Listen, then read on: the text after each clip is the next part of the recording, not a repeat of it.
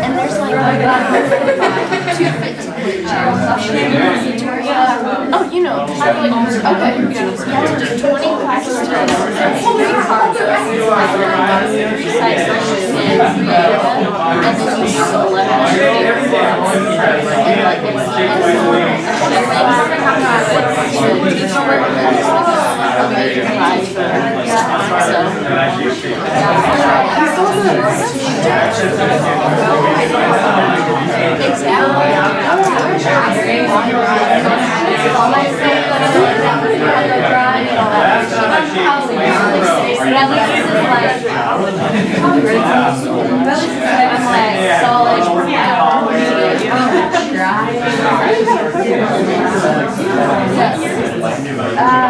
I Googled it, so I was like curious about airway. You can buy. I do. I don't know, like ask for something. Sorry.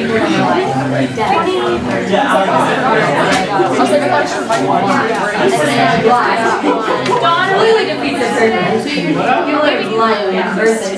So you're at wait, I'm looking for one. I don't know. I Googled it.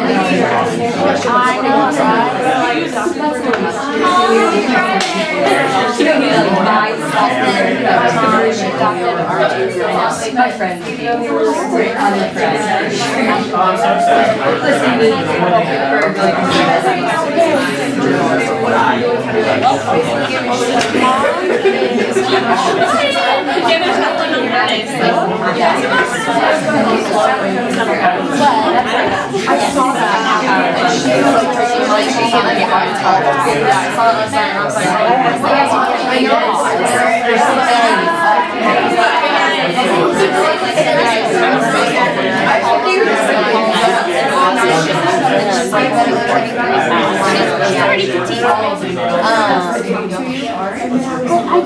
Yeah, so like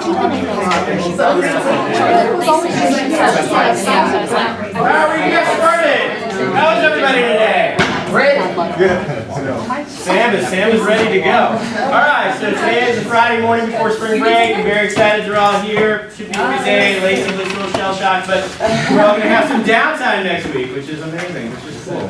At the end of the class, we're going to announce the winners of the altruism quiz, but we forgot to do that. Although those of you who won should know because you get 30 points, not 20 points on that quiz. But we will let others of you, some of you are celebrating now, so you know that. But we'll tell you who those people are toward the end. Announcement though, we will not be having a quiz today. We will not also be having a quiz the Monday after spring break because that's just cruel, so I'm not going to do that. I do want you to take some time to cognitively recharge. Don't completely forget all the stuff that you've learned up until now, because the Friday after spring break we have an exam. The first session of the exam will be multiple choice. Multiple choice. Come on now, multiple choice first section. Second section, matching. What's the issue with the matching? More options. There's more options than items. Third, we have Short answer. short answer. I'm typically looking for what on this, Anna? Buzzwords. I'm looking for jargon. I'm looking for buzzwords. They're not buzzwords. They're bold words. They're big words. I'm looking for terms. I'm looking for phrases. And then the final section is longer answer. And for both the shorter answer and the longer answer, you have a degree of freedom. You have some choice. So what will happen is you'll indicate on each of those sections one item that will not be scored. If you do not indicate the item, the one will not score is the last one. How are we doing? Awesome. And in Wednesday's class, we were talking about, throughout Wednesday's class, we were talking about how to increase aggression. And as I've said a number of times, I'll continue to tell you, it is easier to increase it than decrease it. So we had talked about media, we had talked about self-esteem. How does self-esteem relate to aggression? Christian? Lower self-esteem, not higher aggression. No. Exactly the opposite, right? So what happens is that what we think, and this is why that research is so important, is it would make sense that lower self-esteem would correlate with aggression, but it doesn't. Higher self-esteem when it's unstable, and high unstable self-esteem referred to as narcissism. When you have someone experience high unstable self-esteem, if they experience insult or threat, what do? They feel they need to prove themselves. The person with high stable self-esteem, you call them stupid, they say, I'm not stupid, and they walk away. But the person with high unstable self-esteem says, I'm not stupid, and now I have to beat you up to make myself know that I'm not stupid. right? And the person with high self-esteem also thinks that not only is this completely something that they have to prove, but they also think that the aggression is going to go In their favor. in their favor. They think they're going to win the fight and not get into trouble. And these are not true, but there we go. Then we started to talk about culture of honor, because you can have cultural beliefs that actually feed into aggression. And we had said that in the United States, the culture of honor resides in the South. And in the South, we see differences in how aggression is socialized. For instance, Defending your property. defending your property. We're talking about this is one big difference between people in cultures of honor and those not in cultures of honor. I think it's okay to be aggressive and even kill people to defend your property. Right? So what happens is they're trying to make sure that other people know what about them. Don't mess with them. Because if someone messes with them and that person is not punished in a really, really bad way, it potentially opens them up to further getting messed with, future victimization and other kind of things. So what happens, someone steps up, you have to make an example of them to protect yourself from people stepping up to you in the future. As Connor likes to say, you want to show that you're someone not to be messed with. This is kind of the core of what we refer to as masculine honor beliefs. Now what happens is, I don't think this stays in the South. I don't think that only people in the South are part of this. Because I grew up in Massachusetts. And my parents taught me the same kinds of things. When I came home from getting bullied, my dad taught me how to break arms. I never broke anyone's arm, but then I learned how. Right? When my sister came home, getting bullied at school, they sat me down and said, take care of the bully. And then I had to threaten to break his arm using the skills that I just learned from my dad. Right? So when I read about this whole Southern thing when I got to college, I said, wait a minute, I lived in the North and this happened. So what happened is this inspired us to look at this not only as a regional thing, but as an ideological thing that doesn't have to be restricted to a given region. So we said, not just a Southern thing, and that individual differences exist. And if you're interested in reading about this, we have a number of recent publications. These are a couple of them that basically say this is an ideology that you can measure at the individual level. And when we measure masculine honor beliefs, we are measuring how much they think that men should do these things. Doesn't mean they don't think that women would also do these things, but we are measuring their perceptions of male behavior. So should a man punch a guy in the face who insults him? Should a man punch a guy in the face who tries to steal his bike? That's not an item on the scale, but it popped into mind to say that. Right? But these are the kinds of things that we measure. And you can answer for yourself if you want to, but it's not how it's written. Now what we found is that people who answer more of these things, they answer higher levels on these things. And these are things like masculine courage, protecting yourself against threat, protecting yourself against insult, kind of some connection to family and community. People who score higher on these things are related to a number of outcomes that we think are important. For instance, it's related to greater responses to honor-related provocation. Someone challenges your honor.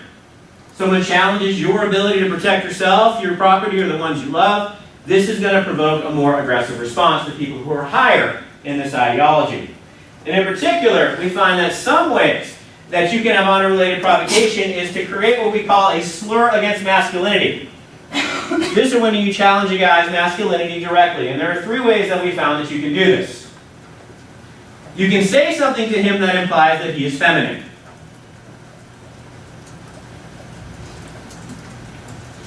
You can say something to him that implies he is not heterosexual.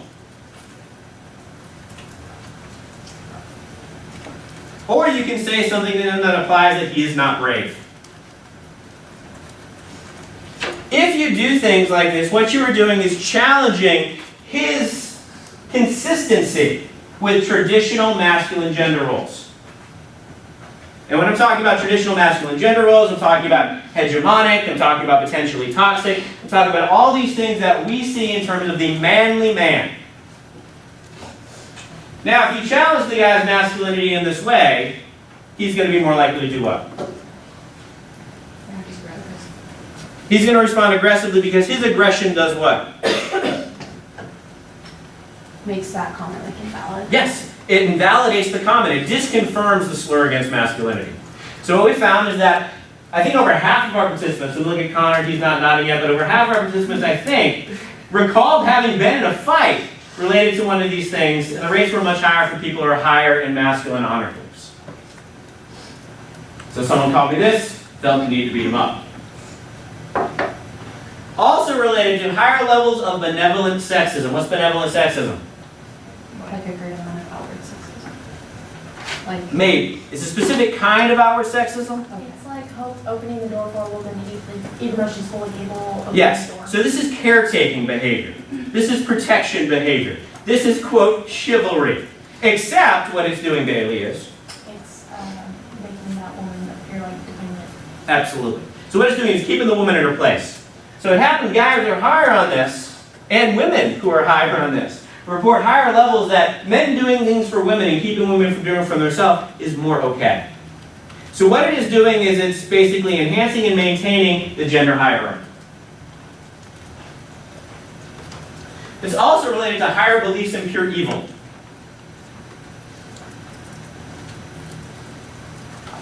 Now, when you conceptualize beliefs in pure evil, this is basically people believing that there are people out there that are utterly unredeemable.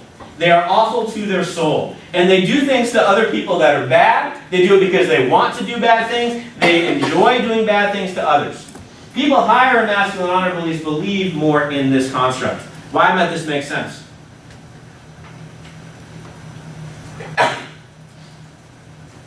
Yes, sir. A lot of pure evil like fuels why you should have Southern honor. Like people will take your shit, so you need to be ready to defend it. Absolutely. We think of this as a very pessimistic view.